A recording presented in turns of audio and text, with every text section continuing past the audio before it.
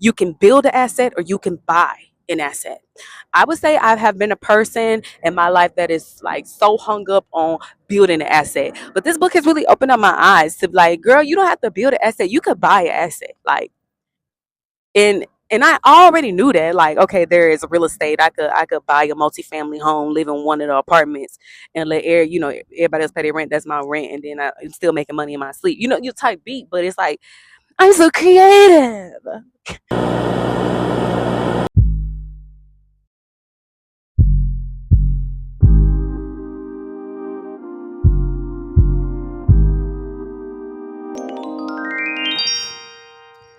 And I liked it. Welcome to I Like That podcast. I am your host, Shawnee Billion, and today we are going to be reading Rich Dad Poor Dad. First of all, I know I've been gone for a month of Sundays, and I'm sorry. And if you can see my lace, please don't judge me. Don't be lace shaming. If you still lace shaming, you ought to be ashamed of yourself. Okay, it's hot out here. I'm in Atlanta. The sun is very aggressive. But you know what? It looks beautiful out here. I really did miss Atlanta and I'm so happy to be home. Anyway. So I have been reading, I'm seeing ants. I'm seeing ants. God is good. God is good. So I have been reading Rich Dad Poor Dad. So I started reading Rich Dad Poor Dad because I prayed to God and I asked God, I said, you know what, God, like I am ready to open myself up to a different tax bracket. And I really want to learn money. I want to learn the likes and dislikes of money. I started this journey with my reading a one book a week challenge that I did on TikTok. I will link the very first video in the little description, you know what I'm saying? And you can follow along. And now we read The Art of War. We read Time is Money by Ada Nolan. We read Atomic Habits. We read a lot down. We did a lot. But I still feel like a lot of those books were teaching me the energy, the attitude to have towards money and not so much like okay, focus on your assets. Okay, build your asset column. Keep your day job, keep your income going, but also your main goal and focus in regards to becoming rich or wealthy is focusing in on your assets and making sure that you're not out trying to keep up with the Joneses if your assets aren't there to carry that weight for you. it- you technically can't afford it if you got to pull from your income column to purchase luxury items. So that is what Rich Dad Poor Dad has really been putting me on. And I've heard about this book. My dad read this book a long time ago. This is an OG book. This book has been out for a long time. And a lot of what my dad taught me when I was a little girl, I could see where he got it from. um I have been, you know what I'm saying, I've been into it. You can see, I'm deep in it. I am on lesson 3. We will talk about the 3 lessons that I've learned so far. I'm not going to get super detailed, but you know what I'm saying, I'm going to go through the key points that I found very interesting, or like it will be super helpful to you because I feel like it's super helpful to me. So we're gonna start from lesson 1, and literally just the names. Ooh, the sun went down a little bit. That feel good. Just the names of these lessons are conversation worthy, honestly. Um, and it will make us. It even mentions that it will make a lot of people uncomfortable to hear some of the topics of or the titles of these chapters just because of what we're taught in school. So, hold up. Let me get to it. Gee, don't start that itching shit. The very first chapter is called "The Rich Don't Work for Money." The rich don't work for money. Now that made sense to me because if hard work equates to wealth, a lot of us will be wealthy because a lot of us work hard. Let's keep it real.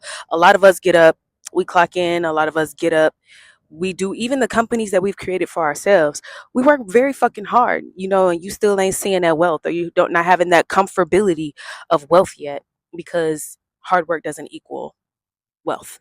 It doesn't. Now, do I believe you will have to put some work in? Yes. But just to expect to be wealthy because you have great work ethic, I don't think that that's necessarily true. I know a lot of people that work hard that got to keep working hard. You feel me? You feel me? You feel me? No shade, no shade, no shade, no shade, no shade, no shade. We're just providing a perspective. Take what you need, leave what you don't. Don't be a sourpuss. Don't be a sourpuss. And what I did some underlining in the chapter, y'all. I'm hot as balls out here. I'm not even gonna cap to you. Um, I did some underlining of some of the gems that he dropped for real in this chapter that really stuck out to me and really made me feel some type of way. And I really wanted to sit on it and, you know what I'm saying, go in my prayer closet about it. And uh one of those gems is: be truthful about your emotions and use your mind and emotions in your favor instead of against you. I feel like a lot of times, and I've had a lot of situations where my emotions have gotten the best of me, and I really wasn't using them in my favor, but against me. I think a lot in business, you hear, "Oh, it's not personal. It's just business. It's not personal. It's just business." Or you can't be emotional and do business. I don't believe that that's true. I believe that once you turn your emotions off, you turn your intuition off, and I believe a lot of success requires what they call luck, but it's really not luck. It's listening to that inner voice. It's listening to God. It's listening to your intuition when God is like, okay, this stock is gonna do well, or you just got a feeling about some shit. Like, that's God. That's your intuition. That's attached to your emotions. So when it says using your emotions for your benefit instead of against you, like, I could, like, and I have been, I'm not even gonna lie, feeling some type of way about like my financial situation and kind of like shutting all the way down, like not wanting to do anything, just wanting to sleep, feeling sorry for myself, blaming other people or blaming my upbringing or you know what I'm saying? Like, why can't it be this? Why can't it be that? And it's just like, because we live in a time where we have so much information and resources at our fingertips. And it's like, God is just like, baby, I've given you all of these different tools, like, use them. And if you don't know, don't be afraid to learn. I always say, don't let a little small thing like not knowing something stop you from doing it. Like, even what we're doing right now, picking a book, picking a mentor, and just like starting a little bit at a time. It's not a race. So that too, like feeling rushed, that's also using your emotions against you. Like, so instead of you feeling rushed, you can take that emotion of feeling like, okay, I need to do something, to make sure you take a bite-sized chunk out of like educating yourself. So that's just some examples of how I have been using my emotions against me, and how I'm deciding to now use them for my benefit. So that was a real gem to me. I really liked it. I really liked it. I really liked it. And of course, I'm wearing Yanni Beauty lip gloss, my favorite gloss in the world. Also linked in the description. And we're gonna have to gloss it up before we go.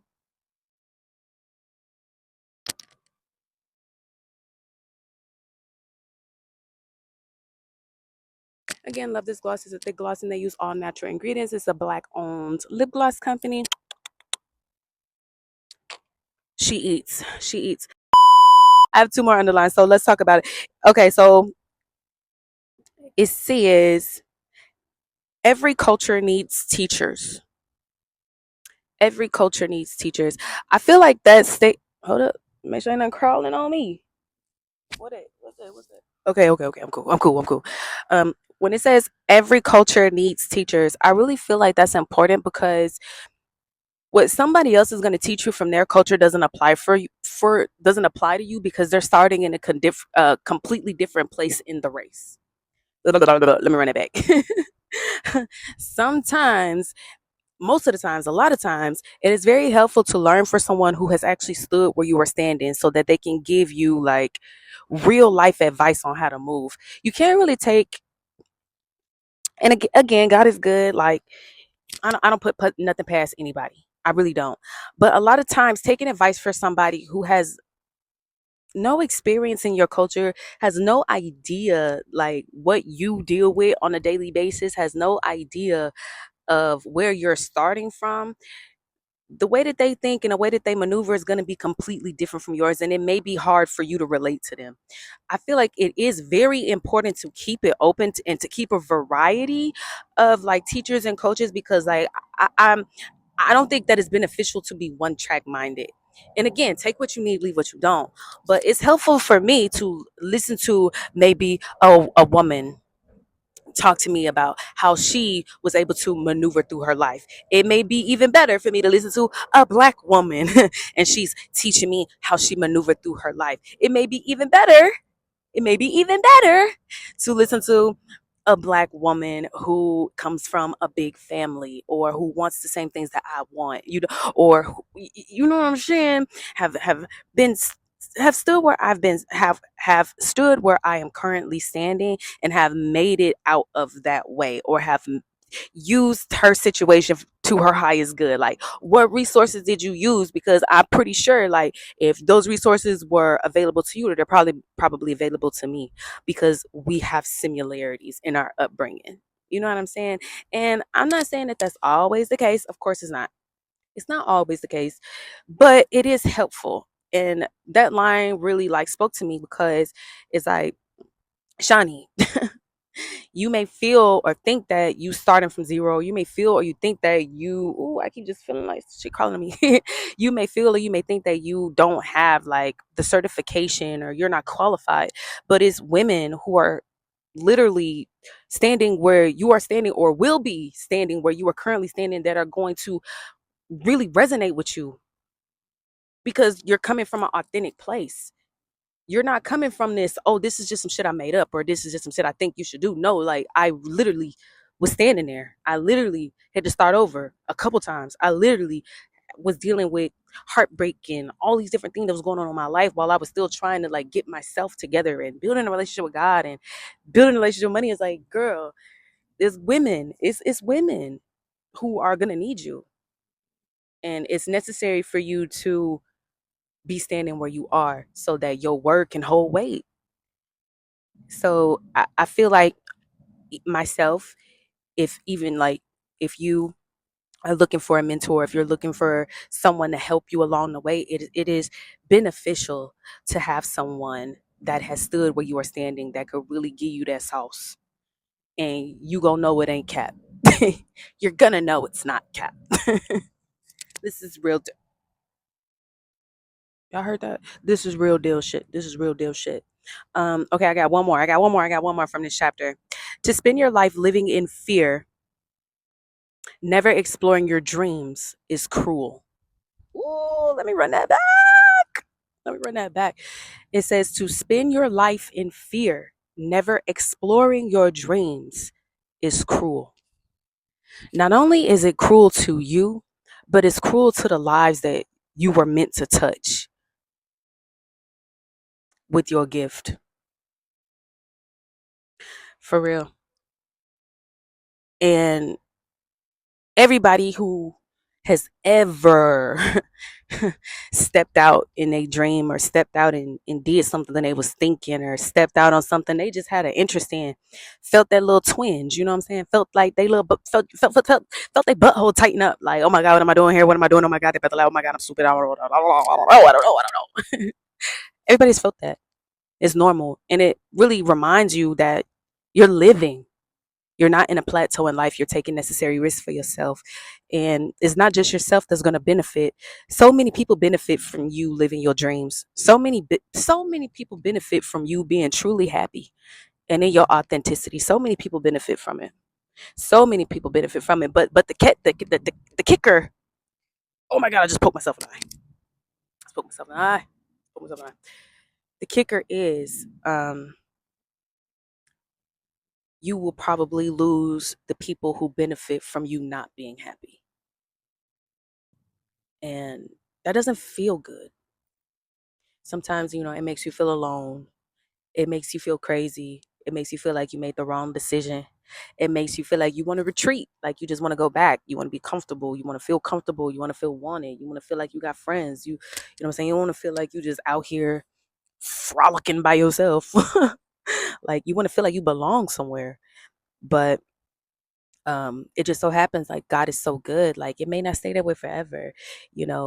People may start off like resistant to you because they love you, or resistant to you because they feel a certain way about themselves. But once they see that you're doing it, once they hear your story, once they see that you didn't give up, the people who didn't even believe in you to begin with may have a change in their heart. And I really feel like that's what it really be about. And even in myself, like watching other, I'm a singer songwriter, watching other singers like go and sing my genre and my genre to explore. Like I love neo soul music, I love gospel music. To watch my genre explode and to watch all these beautiful artists come out and start, flourishing in something that I wanted to do. And it's just like you could start feeling small, you can retract yourself, and then you could start hating. You could start hating because you're not doing what you want to do, and you feel like you got to hate on somebody else and bring them down a notch to make you feel okay with your life. And nobody wins when you do that. Not you, not the people around you. Nobody wins when you do that. So making it your business to go forth and take the risk and do what you really want to do, no matter how like crazy you feel, bro, because you will. Because you will for a moment, you will for, you have some sleepless nights, and it's not an overnight thing. It's not okay when I make it I'm gonna be, no. It's like a ongoing process. It's ongoing learning. It's ongoing, like glory to glory type beat.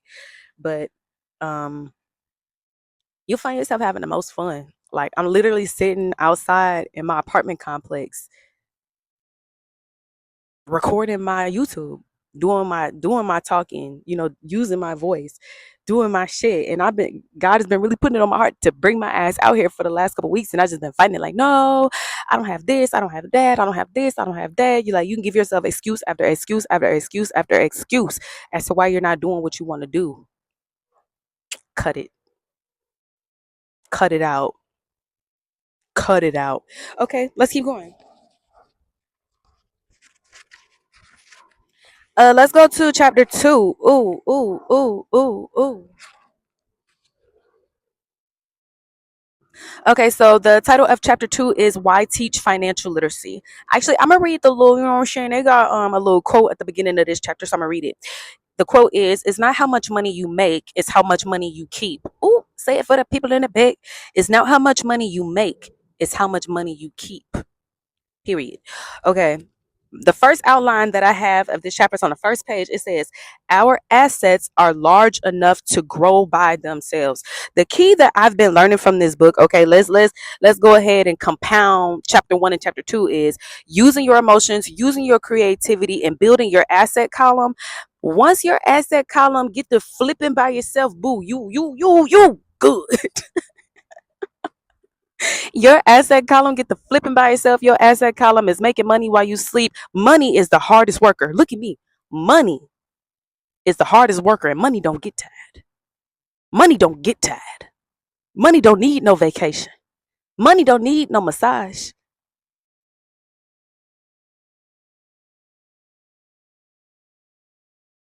What? What? Okay, let's keep going. So these are some examples that they gave for. It's like a little chart in representation of assets, liabilities, income, and expenses. So don't feel no type of way. Look. Don't feel no type of way when I show you when I show you the when I show you these diagrams. So it says the pattern of a poor person.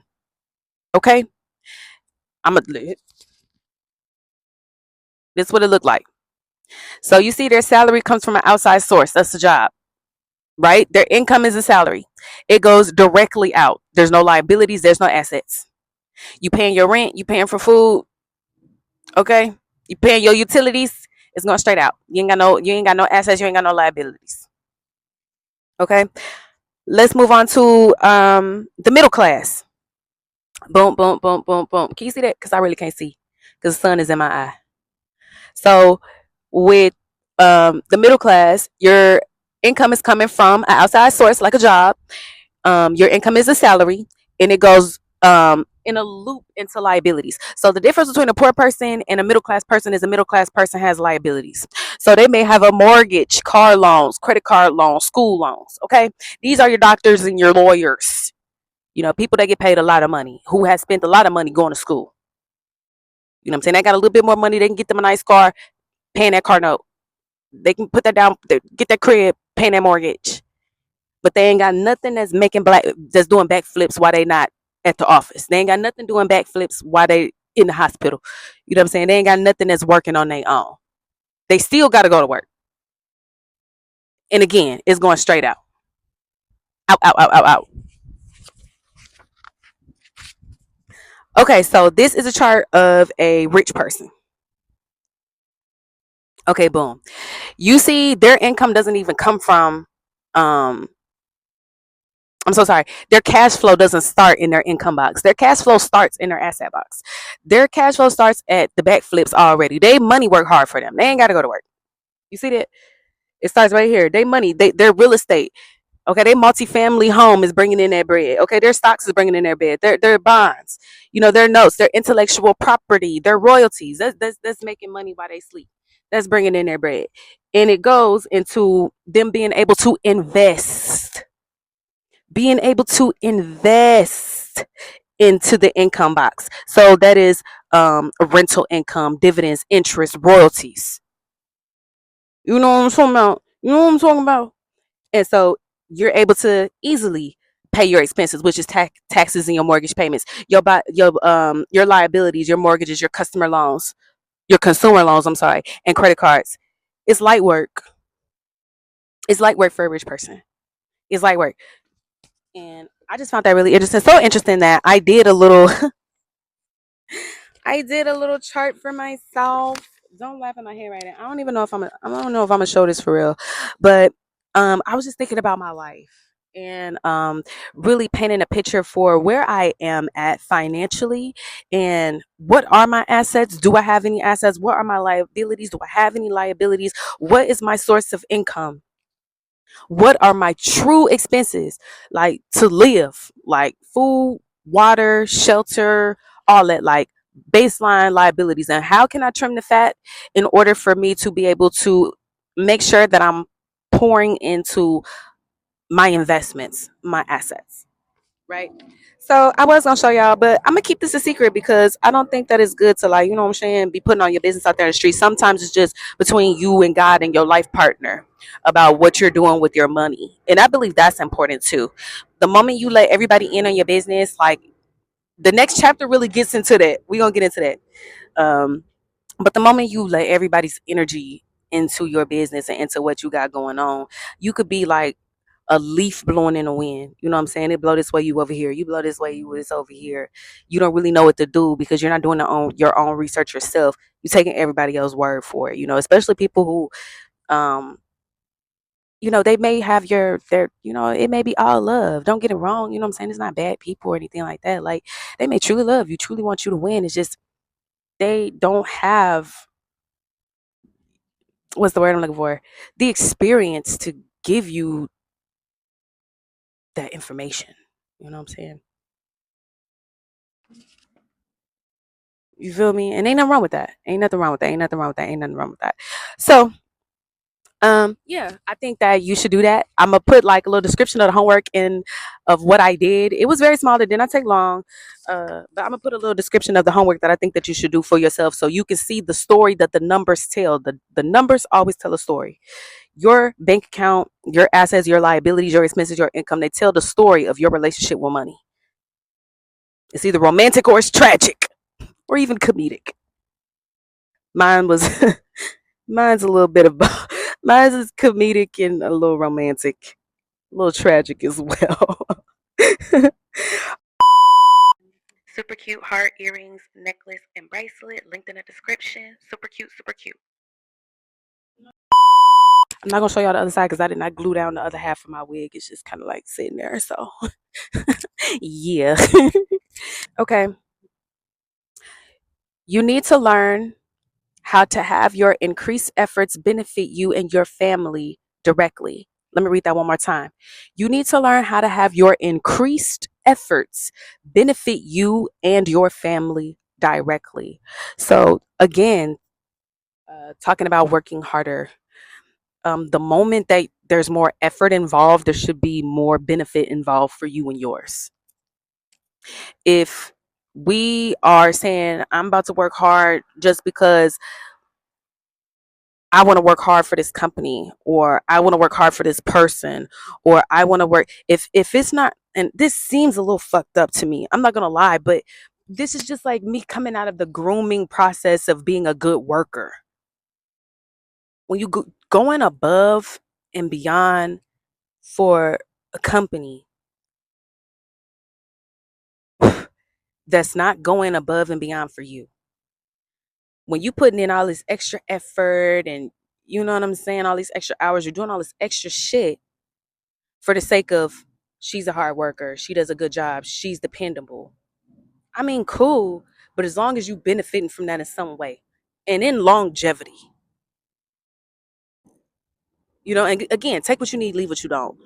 But as long as you're benefiting for that, you and yours, you and your family, you and your house, y'all benefiting from that extra shit that you're doing. Y'all benefiting from you coming in early, leaving late. You know what I'm saying? Like, your effort, your work, your energy, that shit is priceless, is valuable as fuck. And I really feel like that's the button that is pressing. Like, you doing all that extra shit for that company, you doing above and beyond. Like, I just want to be helpful. I just want to be helpful. I just want to be helpful. You could take all that extra shit, all that extra time and all that extra energy that you're doing and do your shit, work on your shit. Ooh, my phone just died. My camera died. But you could take all that extra energy that you're putting into coming early, leaving late to work on your shit. That's gonna benefit you and yours in the long run, for real, for real. You know what I'm saying? Like, that's all that's saying. It's like, you come to a job that's somebody else's dream. That's somebody else's fucking, you know what I'm saying, business plan that they put together and bringing it into fruition. You are a soldier in that company. You know what I'm saying? Like, and no shade. Like, do your day job. Again, God is good. Do everything like you're doing it for Jesus.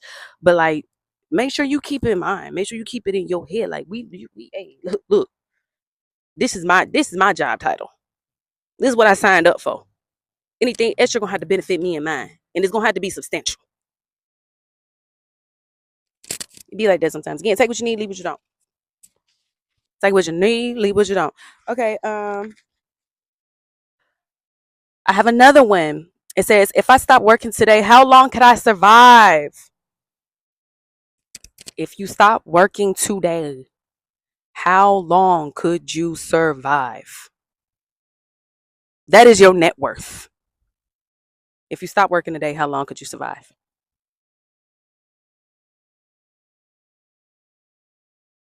No effort, nothing. Sleep all day. How long could you survive? That's a good question. I'm gonna put that as part of the homework. Sure is. Okay, boom, and that wraps up chapter two. Chapter two was really great. Chapter two is really great, really great. This is the last chapter that we're gonna talk about. This is chapter three,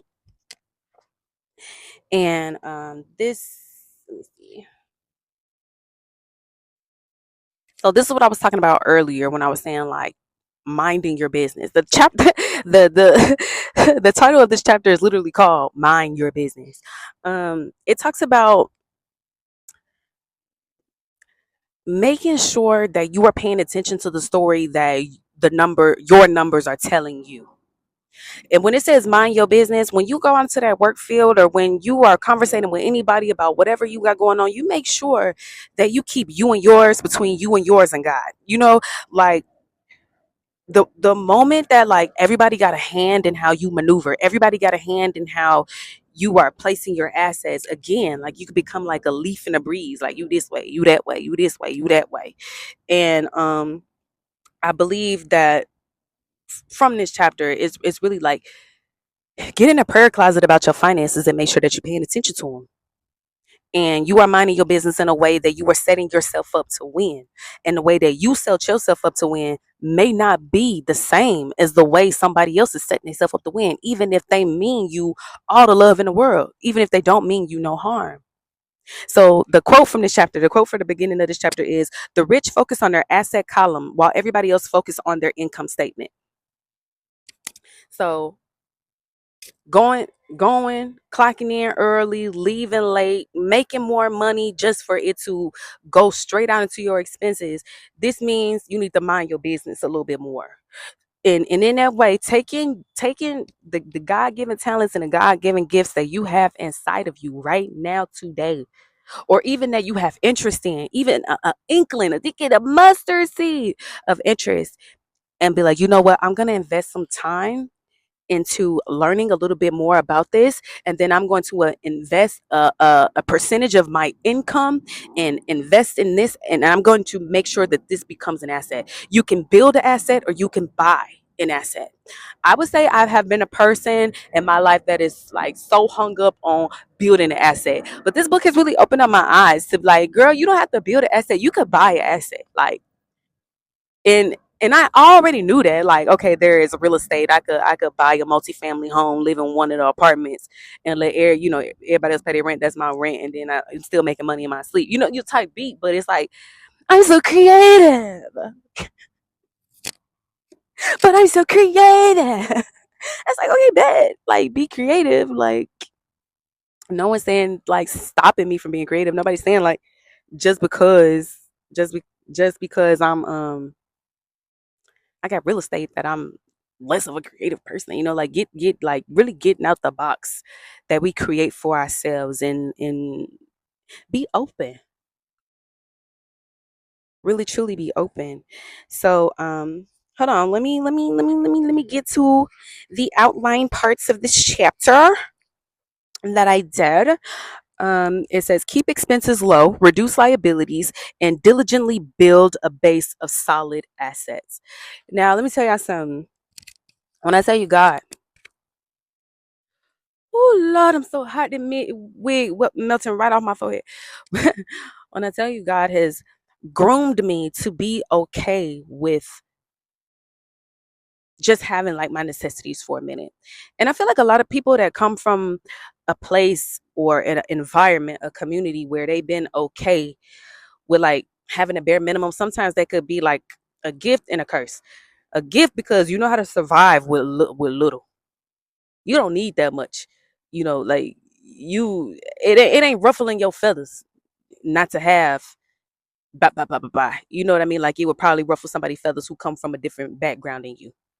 But it will sometimes make you feel like the moment that you do get some money, or the moment that your income does build up a bit, like, you will feel like you need to like do the most. Like, get luxury shit to show people that you straight now, or buy luxury shit to show yourself that you're worthy now, or to buy luxury shit just because you ain't never had it before. And sometimes we get that mentality, like when you are in a community where, say for instance, like, a lot of people don't live for a super long time. And you know what I'm saying? You just get this mentality like, bro, I ain't gonna like, I can't take it with me, like, and I get that. I do. I get that. But one thing is for sure, um, your family, you got the tools and you got the resources and you got the sauce. When God give you a blessing, when God give, really bless your hands, bless your business, bless your asset column, you can really make waves in your family for generations. And I'm not saying that that is important to everybody, but you can really make a difference in just not just your life, but in the world. You can leave this place better than how you found it.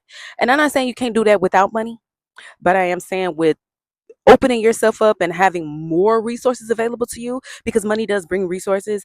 um you have the ability to go through and feed your community. You got the resources to go through and pay your community's rent. You got the resources to go through and maybe at your community center, at your rec center, you can hold a financial class. Like, you will have those resources. Or you just like getting your bread and like just being like, up, I'm out. You know what I mean? And I get it. You sometimes you have to remove yourself from energy. You have to remove yourself because it don't work like that. I get that too. But like, to whom is given, much is expected. Again, take what you need, leave what you don't. Take what you need, leave what you don't. So you first get, let's say for instance, you get your first 50,000. Let's say you get your first 100,000. Let's say you get your first million. But that million came in a lump sum. That million came in a lump sum. That 50,000 came in a lump sum. Auntie done left you some bread. Papa done left you some bread. If you go and you spend that first 25,000, like you ain't built no asset for yourself. Like you put yourself in a place where nothing is making money for you. It's just gone. It's just in the wind. And you can find yourself back in the same situation in a year, 2 years. Like it like go and look at some of like the winners, people who win a lottery. They win millions of dollars. Millions of dollars. But because of them not understanding, like you still got to get your asset column twerking. You still, it don't matter how much money you get. You still got to get your asset column twerking. So my money is doing the heavy lifting for me. My money is doing the heavy lifting for me. I can go and enjoy my family. I can go and invest in some businesses. I can go and invest in some a team to help my family like really understand money. So I'm not just making myself a bank for everybody. Like everybody know really how to really do this shit for real. That's it. What it say? Like you could give a man fish, or you could teach a man how to fish. That's real life. And you just feel so obligated to give. And again, take what you need, leave what you don't. God is good. God is good. And God put it on your heart to give, boo. I do believe in 10% tithing. Yes, I do. I do believe in 10% tithing. But yes, let's go. Let's go. Let's keep going. Let's keep going. We almost done. We almost done. Actually, that was the last outline. That was the last outline. So yeah, chapter 3 really wrapped it up in the mind your business column. Like really pay attention to the numbers that tell your story, your relationship with money, and see what you could do and what you can move around and how you could trim the fat so that you can use some of your income to make your investments. I just think that this book is really reading it down. I ain't gonna lie. I really feel like this book is really reading it down. This is a really great read for me. I'm in a really good place to be reading this, and I just want to make sure that everybody else is motivated. So if you found this helpful to you, I link the book in the description as I always do. If you found this helpful to you, put down part 2, because if we don't want a part 2, I can just move on to the next book after I finish this one, because y'all know how I read. Let me not act like I just been reading lately, because I haven't. Actually, let me get y'all a little backstory. So I have just like I've been on like a little adventure in life, for real, for real. I've been on an adventure in life. I've been in like 3 different states, 4 different states. I don't have any kids. I don't have anything else going on. So again, if you need to find you a mentor that got some kids that really show you how to maneuver through shit for real, with your babies, I get that. But I've been on a real adventure in life, and I really feel like God has really put me in a place to be able to really sit down and look at my life and dissect it and say, you know what, I have great faith, but I also am very able bodied. And I know that I do have resources at my feet. And I know that I can do anything that I put my mind to. I know that anything is possible. I know that. I know that. And I just want to let anybody and everybody, you, know that that goes for you too. And let me go ahead and gas you up on that note.